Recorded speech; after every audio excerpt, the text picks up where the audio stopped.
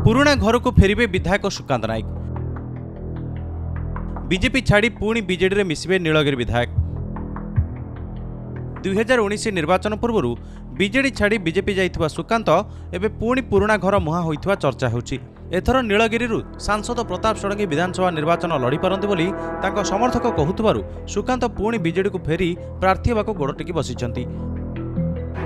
बीजेडीर शक्तिशाली गोष्ठी भी तांको सह एने आलोचना करिथिबा कुहा जाउछि। तबे नना सुकांतक भितरे दूरता बढ़िथिबा बेले नीलगिरी राजनीति भी सरगरम होइछि।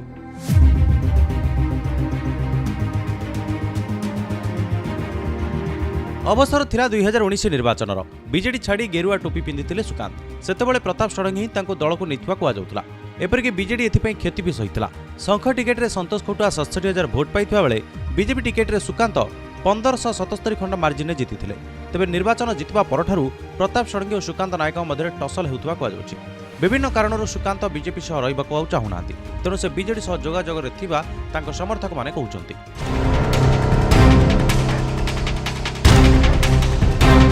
सुकांत पाखरे बीजेपी गोटे बड़ संगठन रही बेले प्रताप षडंगी पाखरे आउ गोटे संगठन रहुछि। उभय भितर किछि दिन होला मनमालिन्य देखा जाइछि।